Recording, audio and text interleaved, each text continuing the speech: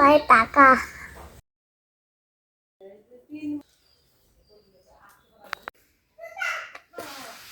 শারীরিক কসরতের কারণে আপনার ঘুমটা ক্লিয়ার হবে,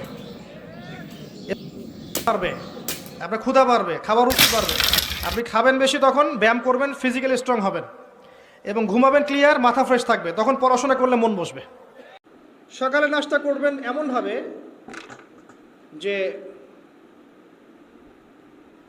এখনকার ডক্টররাও বলেন এই কথাটা, সকালবেলা একটু বেশি খেতে হয়, সকালবেলা একটু বেশি হেভি ফুড নিতে হয়, দুপুরে তার চেয়ে একটু কম, রাতে আরও কম।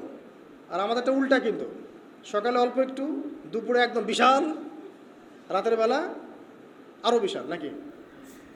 তো নিয়মটা হচ্ছে এই যে, সকালে খেতে হয় বেশি, সারাদিন আপনাকে কাজ করতে হবে, সকালে আপনাকে বেশি হাইজেনিক ভালো ফুড খেতে হবে, দুপুরে তার চেয়ে একটু কম, আর রাতে তার চেয়ে কম। এভাবে খেতে পারলে প্রফিটিক খাওয়া হবে ইনশাল্লাহ। আর খাবার আমাদের সুন্নাহ মতো খাওয়ার দরকার নেই, নবী সাল্লাল্লাহু আলাইহি ওয়াসাল্লামের সুন্নাহ মতো খাই। আমাদের সুন্নাহটা কেমন? আমরা 7 পেট খাই। কয় পেট? 7 পেট। যদি পেটের মধ্যে কিছু জায়গা ফাঁকা থাকে, সেটাও কিছু মিষ্টি দিয়ে ঢুকায় সাবার করে ভর্তি করতে হবে, এটা আর কি চ্যালেঞ্জ, পেটটা ভর্তি করতে হবে।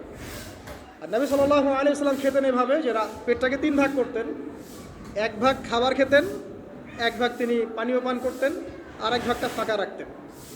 আপনি এভাবে খাওয়া শুরু করেন, দেখবেন আপনি ফিজিক্যালি ফিট ফিল করছেন এবং আপনি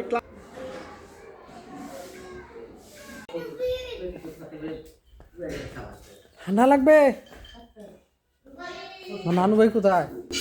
পাই টাকা। কোথায়? ঢাকায়। টাকা কোথায়? নাস্তা করবেন এমন যে, এখনকার ডক্টররাও বলেন এই কথাটা, সকালবেলা একটু বেশি খেতে হয়, সকালবেলা একটু বেশি হেভি ফুড নিতে হয়, দুপুরে তার চেয়ে একটু কম, রাতে আরও কম। আর আমাদেরটা উল্টা, কিন্তু সকালে অল্প একটু, দুপুরে একদম বিশাল, রাতের বেলা। ভাত খাওয়া কমায় দেন, ভাত খাওয়া কমায় দিয়ে রুটি খান বেশি করে, আর ভাতের চেয়ে তরকারি বেশি খাবেন। চিনি খাওয়া কমায় দেন, মধু খান, কালেজিরা খান, রাতের বেলা ঘুমান, রাত জায়গার না, ফজরের পর জায়গা থাকেন, ব্রেন শার্প হবে ইনশাল্লাহ, তখন বুঝতেও সুবিধা হবে। ভাত খাওয়া কমায় দেন, ভাত খাওয়া কমায় দিয়ে রুটি খান বেশি করে, আর ভাতের চেয়ে তরকারি বেশি খাবেন। চিনি খাওয়া কমায় দেন, মধু খান, কালেজিরা খান, রাতের বেলা ঘুমান, রাত জায়গার না, ফজরের পর জায়গা থাকেন, ব্রেন শার্প হবে ইনশাল্লাহ, তখন বুঝতেও সুবিধা হবে, মনে রাখতেও সুবিধা হবে। আল্লাহ রে।